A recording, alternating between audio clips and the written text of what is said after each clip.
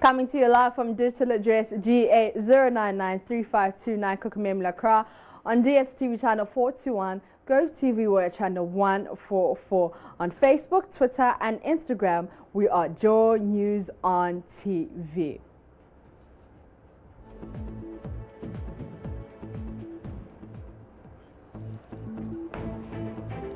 I'm Mapisa Sividi and this is JoyNews Interactive, your most interactive show on television right now. Now, the minority in Parliament has announced a nationwide outreach to make a case for a reduction in fuel price. Now, minority spokesman on Mines and Energy, Adams Mutwakilo, who addressed the media in his office in Parliament, said the fuel price could be reduced by at least 10%. Let's listen to him. By 15th of October, we'll start going to the various regions, the various districts, to educate them to know the reason why we are calling for the special petroleum tax to be removed. Currently, it's about 46 pesos per liter. And if it's about 5 liters a gallon, you are talking about 2 cedis, 2 pesos. If you calculate it, and if you take it off or calculate it as a percentage, that's about 10%. So if you reduce it by about 10%, you see that it would have absorbed this 5% and will still have a surplus. So we call on Nana Akufo-Addo two main things. Look, work on the economy. The cedi is depreciating fast against the dollar. 2, remove the special petroleum tax. We don't need it at this stage, and the people of Ghana dearly need it at this point in time to be removed.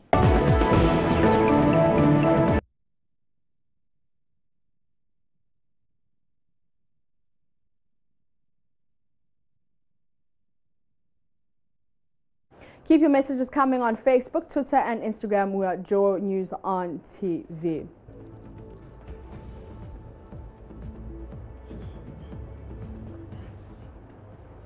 So let's go to Facebook and see what people have been saying on this issue. Like I said, the Mines and Energy Committee minority spokesperson, Adam Mutwakilo, addressed the media in his office in Parliament, and he said the fuel price could be reduced by at least 10%. Let's go to Facebook. Anthony says, high fuel price, yet they're still sitting in vehicles for the nationwide tour. So he's asking that question. Won't they be using too much fuel for their tour? I think they should rather communicate it through media and social platforms and use the money for the fuel to support other projects for growth. Alexandra says, that's not bad, but don't forget to make suggestions as to how it can be decreased if your objective is to just a tour to catch public attention with the usual noise making that has always characterized such tours by opposition parties, then forget it. Redeemer says, okay, so were they not the same people who introduced the text? Shameless leaders, much disappointed in these selfish leaders. Peter Nanaya Bidiako says, nationwide tour, don't pass the laws. You guys make too much noise for no apparent reason. You're all enjoying freebies from the Ghana government. How do you expect the government to pay for it? Aside from going to China and IMF for loans, give up your freebies for the betterment of Ghana. Things will be better for all. And Mensa Joseph says, thanks for the brilliant idea. Alicia says, it's a good step because it's too much for us in Ghana.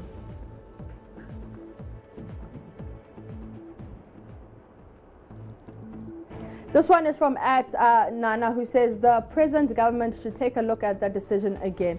Seriously?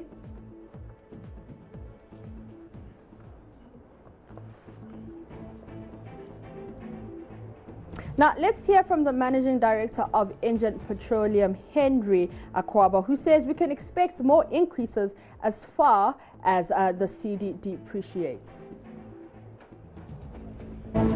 It's a very difficult situation we face now, but what can we do? What can we do? I mean, there's little we can do. You know, competition. You cannot, beyond a certain price, you cannot. Your business will not be sustainable. you're going to post losses, and I mean that is not what you are in business to do. So I mean it's a very difficult situation. There's little we can do. So you feel we're currently in a stalemate, if you could use that term. There's no way around the whole thing.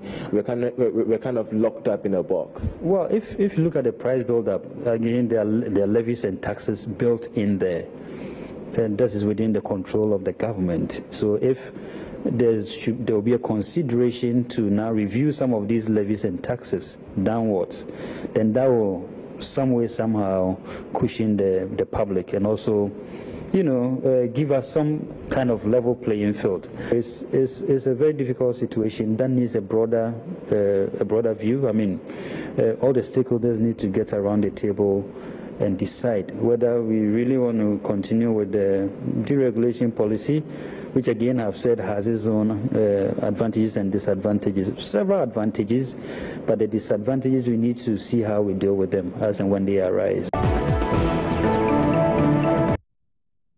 So we just heard from the director of Engen Petroleum, who says there's nothing they can do. As long as the CD depreciates, we can expect the fuel to increase. But minority in parliament are saying that it can be reduced by 10%. So the question we're asking you, do you think it's genuine or it's just politics at play? Let's go to our Facebook page and see what people have been saying about it. Do you think it's genuine or it's just politics at play? Remember, Facebook, Twitter and Instagram, we're JoyNews on TV. Okay, let's see if we can get those comments up onto our screens. So this one is from @RightsNana, who says, who doesn't like reduction? I supported 100%.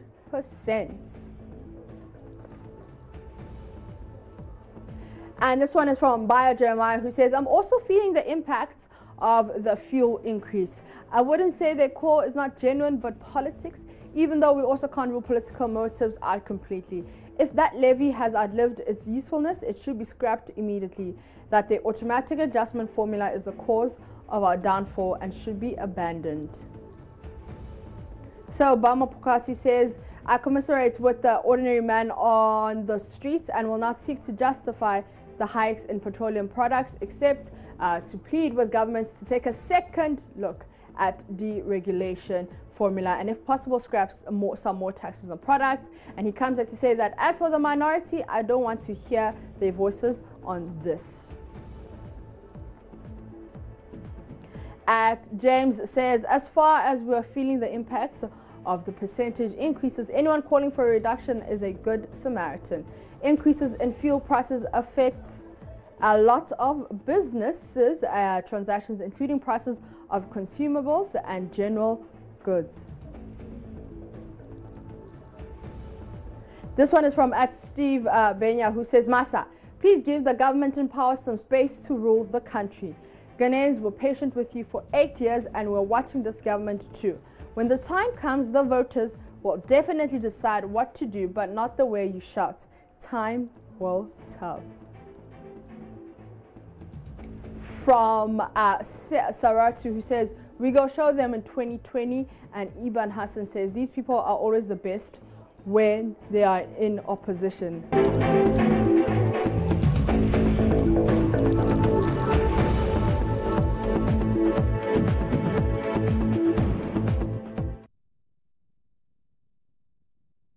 You're still watching JoyNews Interactive with me, Mapisa Sigrid. Before we took the break, we're talking about the fuel increase. And minority spokesperson on Mines and Energy, Adams Mutwakilo, said the fuel price could be reduced by 10%. We also heard from the managing director of Engen Petroleum, Henry Akwaba, who said we can expect increases as far as the CD depreciates. And we also asked you, do you think it's genuine or just politics at play? But now let's move on to education, where the Ghana Education Service says private schools in the country will be required to employ the services of licensed teachers like the public schools. That is to ensure a uniform standard in both public and private schools. Now, private schools are set up based on rules and regulations of the Ministry of Education. Now, it's part of the ministry's regulation to teach in Ghana. To teach in Ghana, you must have a license, and they, which are the private schools, cannot be left out.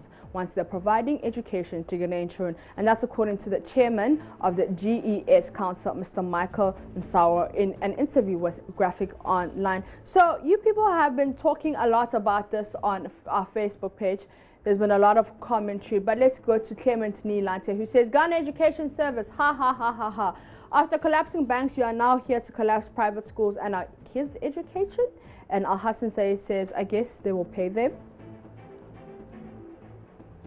Tanif Kwame Nyako says, then the government must peacefully pay them compulsory too. And Nelson says, the private schools are producing quality students without the so-called licensed teachers. And that's Stateman Jr. says, can it even work? We are here and rent control came out that no landlord should take 2 years advance. Did it work? And Senior Elijah Kweku says, who will pay these teachers? Alfred Nkrumah says, is that GES going to employ and pay the teachers or what? Some private schools can't even afford to pay 200 Ghana cedis to teachers. How much more? 1,500 to 2,000 Ghana cedis. And at Nani Affirm says, the government is confused. This one is from at Ni Noy, who says private schools don't employ trained teachers yet. They perform better than public schools. And that comment got 23 replies and 24 reactions. Now, here are some of those replies. At Moses says, perform than what?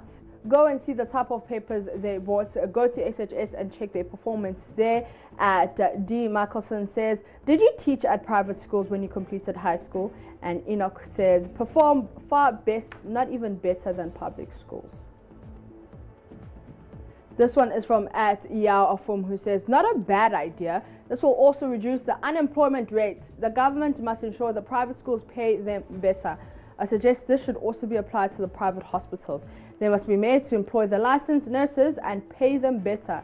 This will increase healthcare delivery. Eric Boachi Little says, who's going to pay them at the private sector? Are they going to receive salary as government teachers? If yes, then think twice, because the private teachers receive a quarter of government teachers' salary.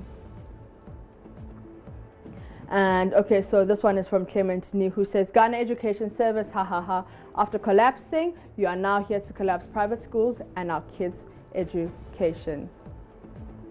Now, it will take 1,000 years for the poorest woman to earn the monthly salary of the richest man in Ghana. This is according to reports by Oxfam, Send Ghana, and the Ghana Anti-Corruption Coalition. Programs manager in charge of inequality with Oxfam, Ghana, Zakaria Suleiman, blames, among other things, the growing levels of corruption for the widening inequality gap in Ghana. Now, Nancy Emefra-Jadosi has more in this report. It's a very difficult situation we face now. There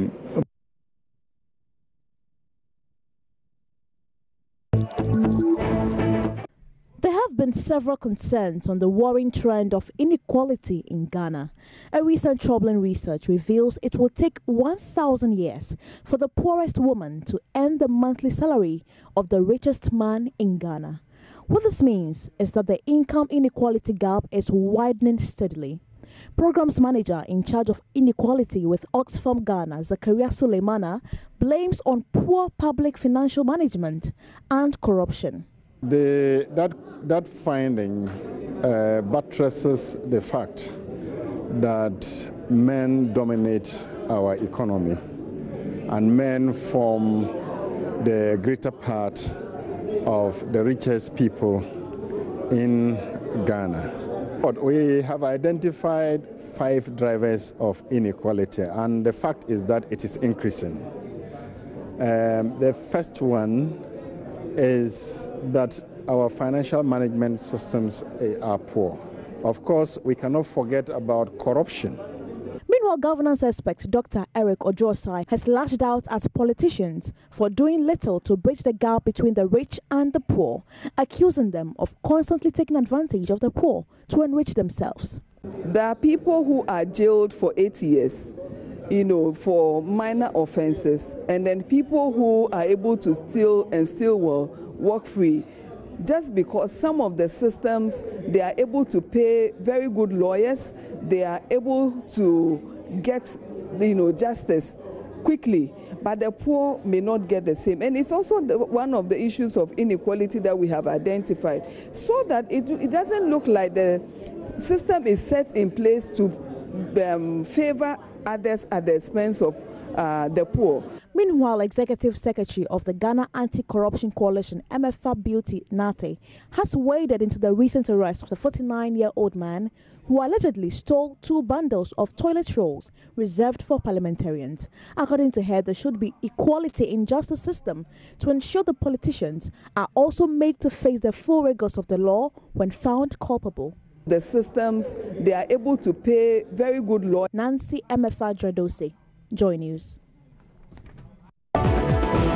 Still on equality, the latest reports on trends of poverty and inequality in Ghana by the Ghana Statistical Service has revealed 6.8 million Ghanaians are poor. Now, what do you suggest can be done to reduce or eliminate poverty in Ghana?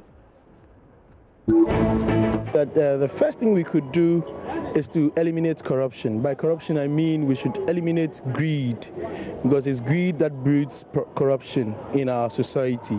And we also need to do a lot of education, because if your illiteracy rate is kind of high, you're going to have a lot of people being poor because they are dependent on the literate. They can't really think for themselves. Even though they can, they are not innovative enough. So we need education.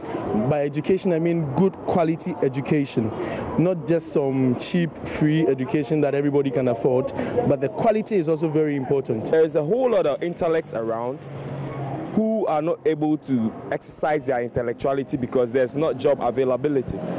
So now, create more jobs, get people to work and get paid, and at the end of the day, they'll give money back into the system will be progressing, the individuals will also be progressing. But it's just only factions of people are surviving. And at the end of the day, the system will be burdened. How many people are now paying tax? So at the end of the day, they'll find different ways to tax the average Ghanaian. The more you tax, it's like you are standing in a bucket and you are trying to raise yourself with it. It's impossible. Create more jobs for the people. Sometimes development is only concentrated in the capital city, that is Accra. And then when you see our folks in those villages, social amenities, they don't have it. Water, electricity and stuff. They cannot even afford to even pay for electricity a month. If suppose even prepaid is extended to the villages, I'm sure the people who even afford prepaid, it will not be more. It will not be that much. So I think government have to do more. People spend without checking their accounts in terms of their inflows. Okay, they don't check their inflows with their outflows. Someone can earn like say 1,000 cedis a month, okay, and that person may be spending more than that amount, okay, in a month, okay. With that in mind, you know that this person is heading towards poverty. Let's go to our Facebook page where we asked you what suggestions you can give for poverty to be eliminated or reduced in Ghana. Let's go to Kwabena, who says we must start our own businesses than waiting for government work. Lack of vocational education is one of the major factors. Everyone is looking for office work. I don't have any good education or certificate for any work, but I'm still moving forward. At Apia, Sarah says we should drastically reduce the number of children we give birth to. Some people just give birth to as many as 5 children and leave the children to fend for themselves. Hashtag give birth to the number you can take care of.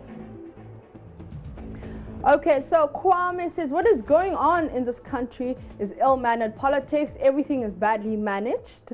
Ghana is one of the wealthiest countries in Africa in terms of resources, and only the voice of politicians are always heard. Okay, let's see if we can get. So he says our mouth is closer to God than our heart. Okay, so prosperity will never forgive the Fourth Republic politicians. Bayer Jeremiah says we must all get back into agricultural activities. We also need to cultivate the spirit of hard work. Vocational and entrepreneurship should also be championed. Vita says, I think corruption should be reduced so that development and intervention should get to the people. Family and friends, government must also be reduced. This one is from @Malamboy, who says, whenever they are to increase tariff, they should think about the less privileged before. # say no to politics. Nana Kuya says, stop building the National Cathedral and use the money to support the 6.8 million Ghanaians who are poor. Rolling eyes. Yawat Solomon says, greedy and wicked leaders should be rooted out of the system, especially NDC and NPP leadership. And this one is from Michael Boateng, who says, no, we are more than 6.8 million. They want to steal some of the donations. Not sure I quite get that comment. But @Ando says, free education is another factor to eliminate poverty, and I do recommend the government for that. And Godwin says, free SHS. Roland, I just don't know. And Adusi Matilda says, birth control.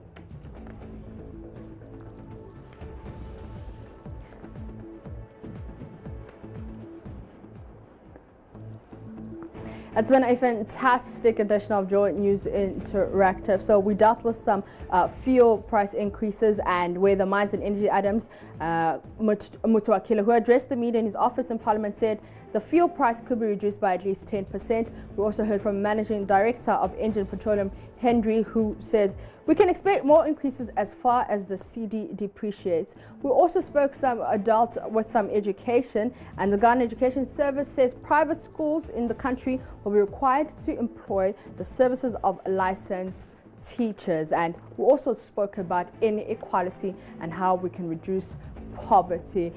Thank you so much for watching JoyNews Interactive with me, Peter CBD. Remember to stay interactive with us on Facebook, Twitter and Instagram. We're JoyNews on TV. We also stream live on YouTube for anything that you missed. We're my Joy Online TV.